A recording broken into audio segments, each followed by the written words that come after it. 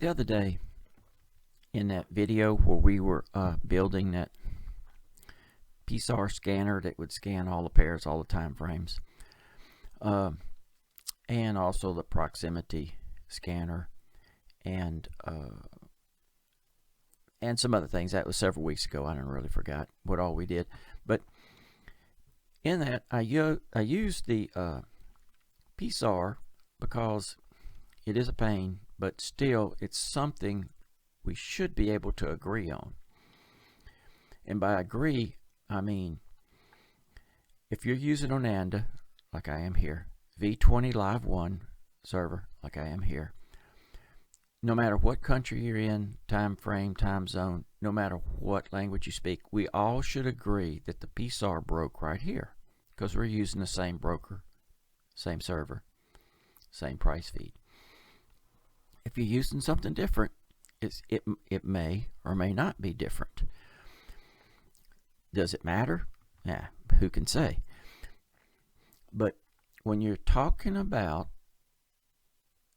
trends and trading, a lot of times the first thing you need to know is what broker, what server.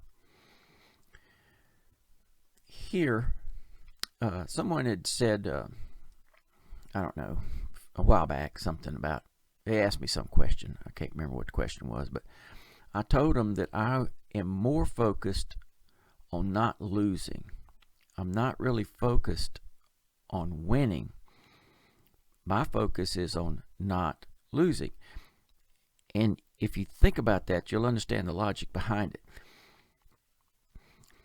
By focusing on not losing, I'm looking for the trends. And I only trade in the direction of the trend.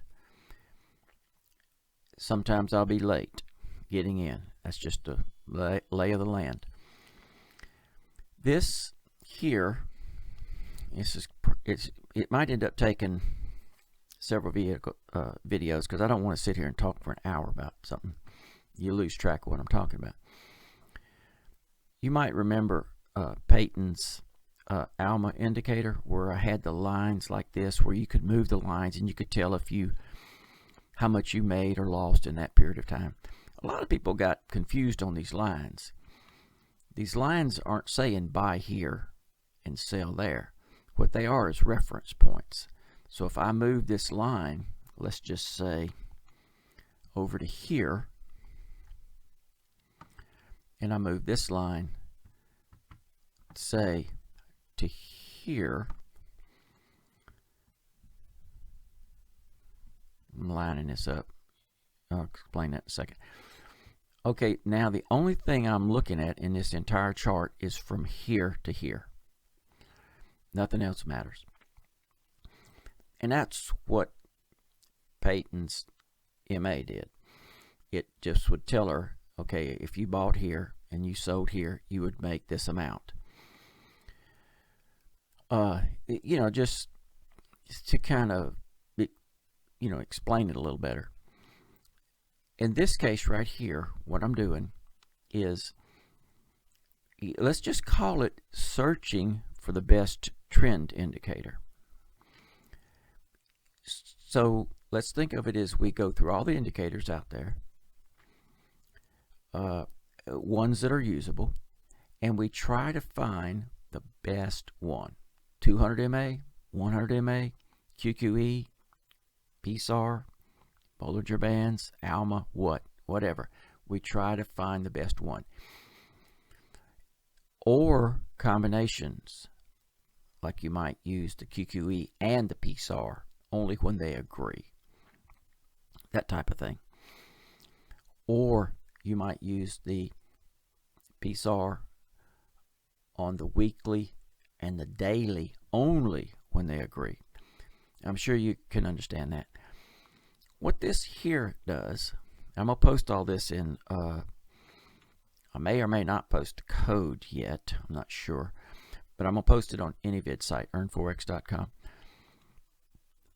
And it'll be in the discussion probably, and it'll be about what's the best trend indicator. what this will do right here. I've moved these lines to there and to there. So now, and I'm on the daily chart, daily time frame.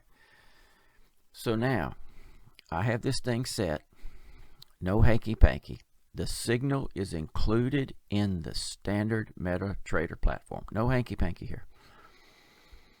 What this is going to do, when I drop down to 4 hour, it's going to count every signal.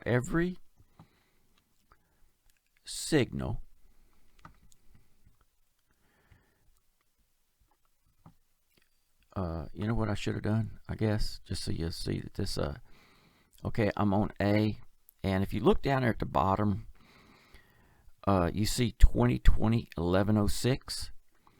That's the date of that line. If you look at this one, now look at bottom again, this is B. You see 12/23 of 2020. Let's go back to the daily chart. These lines won't move, in other words, is what I'm getting at. Okay, here's B. 12, well, I'm not on it. 12/23. Here's A. 1106. You see, the lines did not move. They stayed right there. And what I did was, I just grabbed the first one that I saw. I lined it up with, I think it was this one right here. You see where it went from red to blue? And here where it went from blue to red. I lined it up with this right here. Okay, so now let's go back to and the thing that I lined it up with has absolutely nothing to do with the signals, except that I'm using that for a possible filter. Let me go back. I'm sorry, I'm messing up here. Okay, this is what I lined it up on. So in other words, in this period of time between here and here, I'm saying only buy. Between this time between here and here, I'm saying only sell. Or more importantly, don't buy. Remember, I focus on not losing. So between here and here, don't sell. If I want to do anything, I buy. Between here and here, don't buy. If I want to do anything, only sell. All right. So, however, this is going to calculate every single available trade. And this is why I'm probably going to make this first video a little, well, it might not be short, but it's going to be shorter than I could. Every single signal that this thing is coded to calculate between here and here, every single buy signal, there was 25 of them. Absolutely every platform in the entire world that's using Onanda's V20 Live 1 would see 25 buy signals. Your total pips was 3,379. There's no way around that. It's guaranteed. If if you looked at it, it's guaranteed. It's not guaranteed like future results type things. You had 27 sells. You would have lost $2,656. I mean 2,656 pips. 27. Now remember, we weren't selling. We were only interested in buying.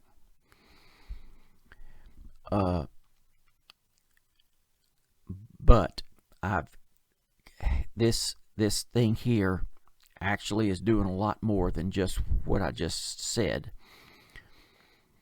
I want it to calculate every single signal that was taken.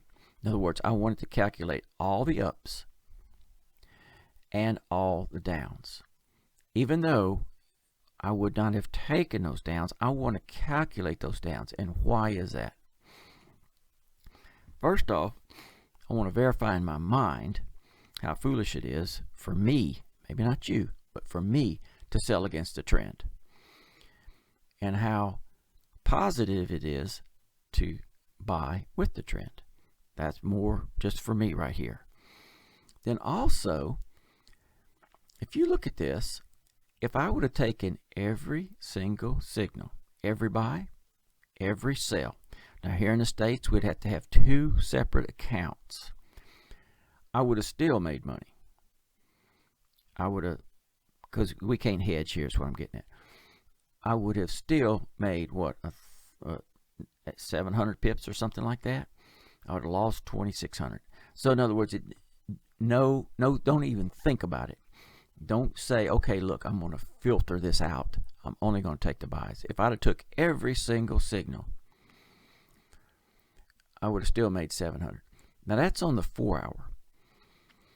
Now you know how signals are. You lower the time frame, quite often you get more. So let's focus right now. When I drop down to these next ones, let's focus only on the buys, because we're not trying to sell. The red, this period through here will not change. It's going to be the same period. Okay, now I'm down to the hour. And if I ran way back, wherever it's at, well, okay, there, right here, this should still be 1223. It's down at the bottom. But because we've lowered our time frame, now we have more signals. A lot of times that's the case. Not always, but a lot of times that's the case. And it is for sure the case this time. On the hourly chart, in between those periods that we chose at the beginning, I had 103 buys. I had 98 sells. The buys would have made 15,100 pips. The sells would have lost that much. Okay. Let's go to the 30 minute. The lines didn't change. Trust me on that. I'm not going to scale back to them. It's just a waste of time. I had, on the 30 minute, if I would have taken every single signal, I would have had 215. It would have made 33,002 pips. If I had 203 sells, I would have lost 27,000. So if I would have took every single one, I would have still been 6,000 pips ahead. I don't know if I'm going to be, you know what, I'm not going to get a true reading on the 15 minute. And the reason for that, let me say, well, just take my word for it. I don't think, what I do is I try to keep these platforms real lean. I'm not interested in a year's worth of data. I've already made my decision on what's good and what's bad, what works and what doesn't. I've already made my decision on that. So I don't need 20 years of 15-minute time to know. I can tell you, I could have told you this number almost in advance, in other words. And it's from testing on all those years of data, and you eventually learn, hey, this is what it's going to be. On the 15-minute, which may not have, in other words, I might not have all the way back to that period of time on the 15-minute, I had 431 buys. If you had taken every one of them, you'd have made 68,500 pips. You had 422 sells. You had lost 61,000. But remember, we don't care about the sales. I am trying not to lose. I focus on not losing. So by focusing on not losing, I've already ruled out. I'm not even looking for sales. Now, it's just a real quick last thing here. Let me just see, because I could be wrong about this. I might have enough 15-minute data in here. What, it was 12:23 was the first one? I'm getting close. Oh, there it is right there. You know what? I probably am. B, 12:23. Okay, let's go back and see if I had the beginning of it. See, I'm thinking I might be a few weeks or a month short on the beginning. And I could be wrong, too. I might have it. I don't keep a lot of data on my platforms, in other words. I don't forget what our date was. Our beginning date. Remember Christmas? I passed it up. November. There it is. Right. Okay, I did have. Okay, so that was an accurate figure. I did in this period of time here. You can look there. See 1106, 2020. Had 431 buys. You'd have made 68,000 pips if you'd have took every single signal. Buy signal. Let's don't think about the dailies. I mean the sales. Let's don't think about that because we already said we're not going to do them. Now let's go back to the daily. That's the period of time we were looking at. Those are the pips. And in this period of time, in the daily, we had 3 buys, and you'd made 560 pips in that period of time. Only 3 buys. Anyway, I'm gonna cut this short. Probably not short, but I'll explain it better. Like I said, there's no hanky-panky. I lined this up on this right here. No other reason. If I'd lined it up on this and this, well, you could easily see we'd have had way more. And then the next video I may do that. I may drop down one more, or I may go from here to here or something. Now you can clearly see here you'd be jumping in and jumping out. You'd jump in and jump out. But the whole point of this is, what is the best trend? What will keep me in the trades, the direction, the best, the longest, the most efficient, without overshoot, without undershoot. If you know what overshoot and undershoot is, you'll understand that. Without that, I'll post this on enivids site, and hopefully somebody will post some other examples of what they might, and I'll put them in here. I'll put them in this indicator, and we can see. You'll see. But anyway, that's enough for now.